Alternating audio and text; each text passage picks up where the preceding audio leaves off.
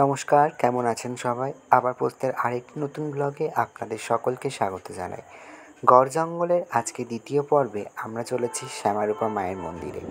এই মুহূর্তে আমরা এসে পৌঁছালাম শ্যামারূপা মায়ের মন্দিরে। মেধসমুনির আশ্রম থেকে হাঁটা পথেই রয়েছে এই মন্দিরটি। ভিডিওটি অনেকটা লম্বা হয়ে যাওয়ার জন্য আজকে দ্বিতীয় পর্বে আমরা চলে এসেছি শ্যামারূপা মায়ের মন্দিরে। তার ডিটেলস আপনাদেরকে পবিত্র বলবে। তো আজকে আমাদের আগের পর্বে যেটা বলেছিল সুরজিৎ, যে ভিডিওটা এতটাই লং হয়ে যায় বিকজ কি আমরা চেষ্টা করি কি আবার প্রস্তুত ব্লগ থেকে খুব ডিটেলসে দেখাবার জন্য, তো যেটা আপনারা অন্য কোনোখানে হয়তো নাও পেতে পারেন। তো এখন এই যে জায়গাটা, এটা প্রায় 10 কিলোমিটার একদম পুরো গভীর জঙ্গল রয়েছে। আর এখানকার সাথে কিন্তু একটা ইতিহাস এখানে রয়েছে। এখানে কিন্তু শ্যামা মা শ্যামা মানে দুর্গাকেই বলা হচ্ছে এখানে পরিচিত।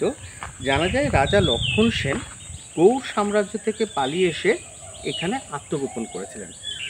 তো এই জঙ্গলটার মধ্যে তিনি প্রথম যেটা বললাম যে দুর্গাপুজো চালু করছেন, এখানে শুরু করেন।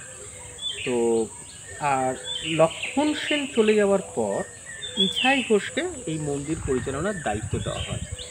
তো ইছাই ঘোষকে যখন দায়িত্ব দেওয়া হচ্ছে, এইখানে একটা কিন্তু মজার একটা ইতিহাস লুকিয়ে রয়েছে।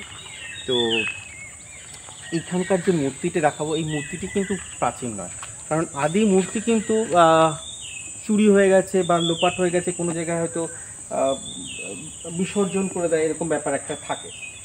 তো এইখানে মানে লক্ষণ সেন চলে যাওয়ার পর কি মানে কি, যে লক্ষণ সেন যখন মারা যাচ্ছেন,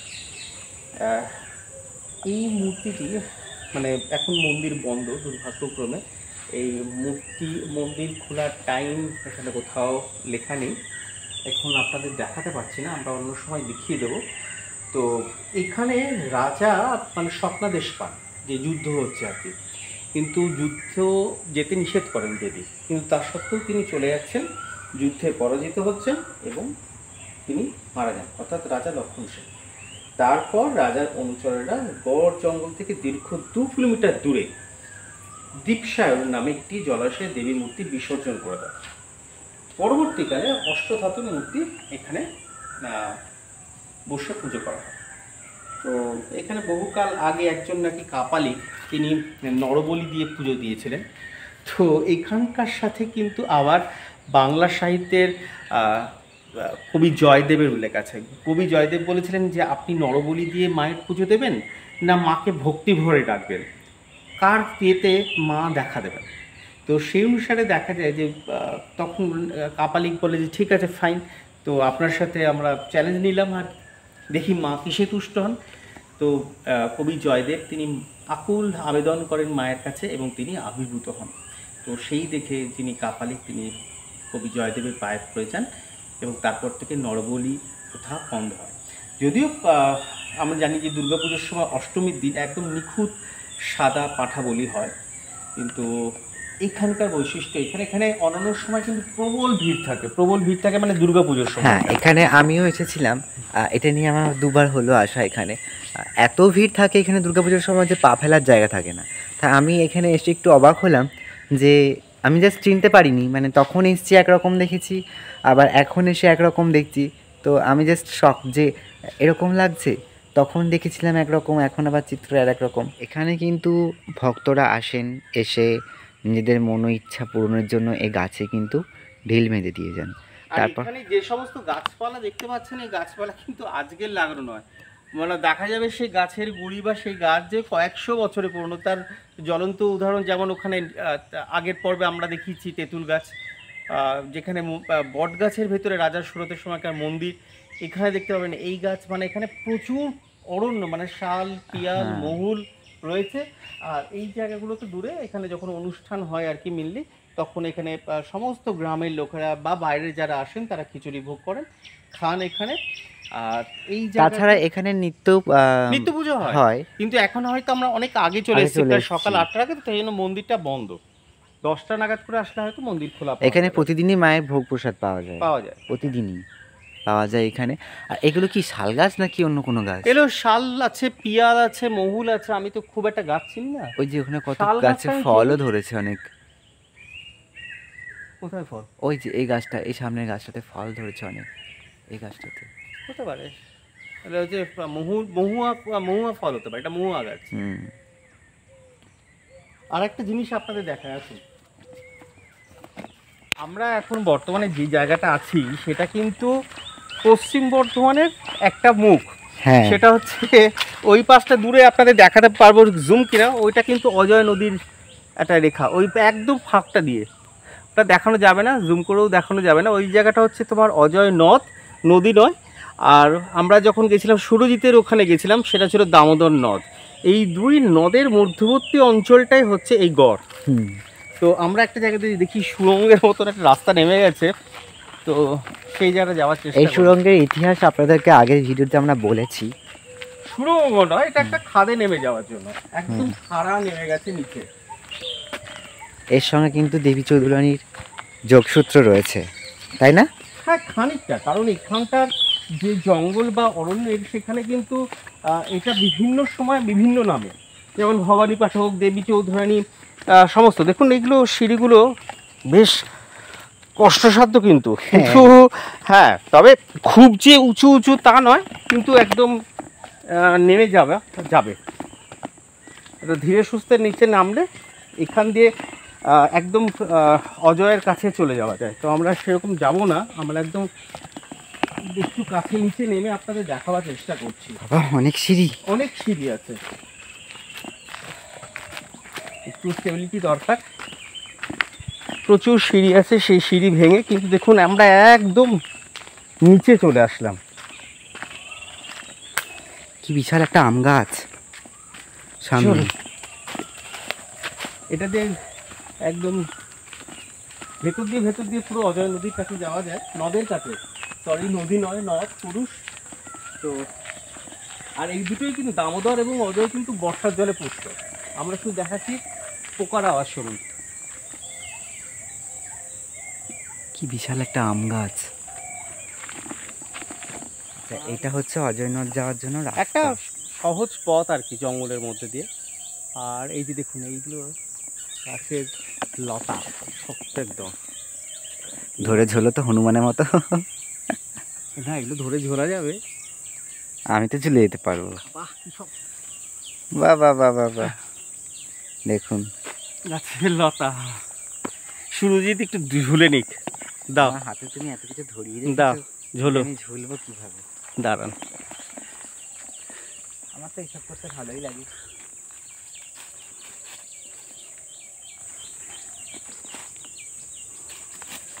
দারুণ লাগছে এই ছোট্ট আমার সঙ্গে না গেছিলাম।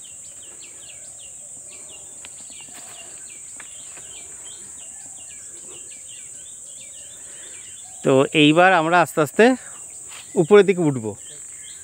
এসো এসো, আছে তো ওদিকতে যাওয়ার জন্য, বললাম তো। এসো, আমরা এখন আবার উপরের দিকে উঠবো।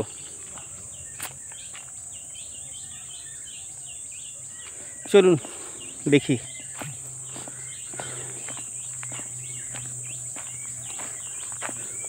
কিছুই নেই, গভীর অরণ্যের ভিতরে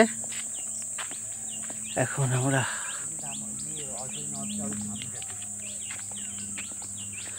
অনেক দূর, এখান থেকে 5 কিলোমিটার, এটা ভেতর দিয়ে যাওয়ার রাস্তা।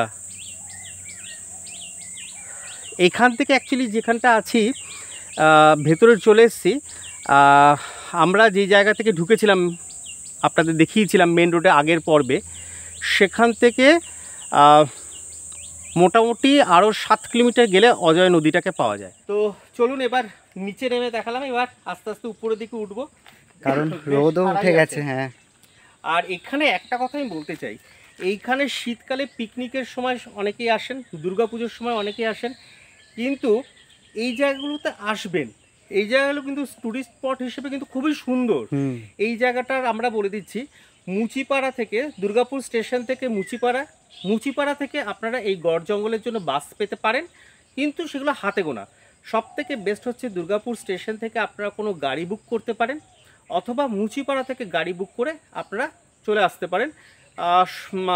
বেশিক্ষণ লাগবে না মুচিপাড়া থেকে, আমাদের এখানে সব থেকে 7 কিলোমিটার মতন রাস্তা মতন 30 মিনিটস লাগবে। 30 মিনিটস লাগবে। তারপরে মেন রাস্তা থেকে এটা 6 কিলোমিটার ভেতরে ঢুকতে হবে, মেন রাস্তা থেকে আপনাকে ডান দিকে আপনার ঢুকতে হবে। তো আমরা প্রথমে চলে যাচ্ছিলাম এখান থেকে, যে মায়ের দর্শন করতে পারবো না ভেবেছিলাম, বাট মা আমাদের ডাক শুনেছে, আর আপনাদেরও দেখাতে পারবো আমরা। আমরা কথা বলতে বলতে আমরা জাস্ট গাড়ি স্টার্ট করছিলাম, সেই মুহূর্তে পুরোহিত মশাই এসে হাজির হয়েছে। পুরোহিত মশাই এখন দেখুন দরজা এখানে খুলছে। এখানে আমি জাগ্রত বা এই কথাটা বলবো না, আমরা যেটা বলেছিলাম একটু আগে যে ইছাই ঘোষ কিন্তু মায়ের স্বপ্নাদেশ, ইছাই ঘোষ না, লক্ষণ সেন মায়ের হুম। স্বপ্নাদেশ অমান্য করে কিন্তু যুদ্ধ গিয়েছিলেন, পরাজিত হয়েছিলেন এবং মারা গেছিলেন, অর্থাৎ এখানে খুব মা জাগ্রত। এটার সাথে আমরা ইন্টারলিঙ্ক করছি না যে আমাদের ডাক শুনে এসছে, কিন্তু এটা খুব কাকতালি হলেও সত্য। আমরা ভাবছিলাম যে মায়ের দর্শনালি কোথায় একটু পুজো দেওয়ার ইচ্ছে ছিল, চলে যাব, কিন্তু পুরোহিত মশাই চলে আসলেন এবং অবশেষে আপনাদের মাতৃমূর্তি দর্শন করাবো। এটা প্রথম খোলা হলো আজকের দিনের জন্য, চলুন। চলুন।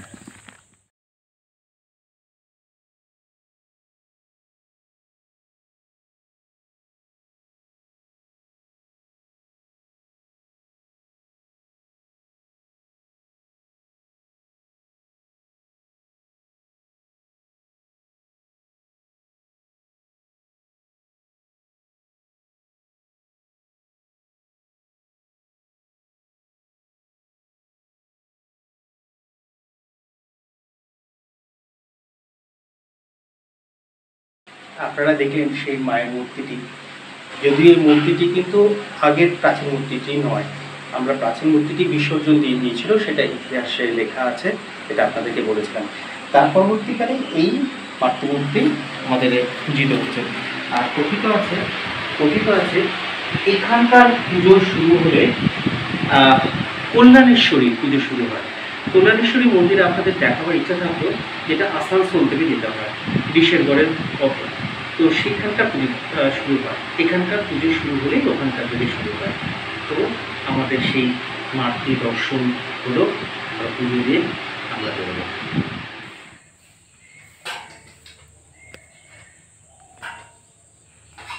পুজো জাস্ট কমপ্লিট হলো, এইমাত্র পুজো করা শেষ হলো।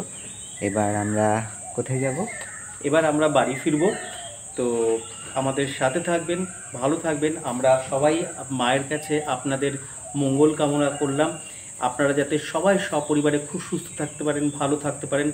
আবার প্রস্তর আপনারা এক্সটেন্ডেড ফ্যামিলির সদস্য, সুতরাং আপনাদের জন্য আমরা মায়ের কাছে মঙ্গল কামনা করলাম। আপনারা সুস্থ থাকুন, ভালো থাকুন, সাথে থাকুন।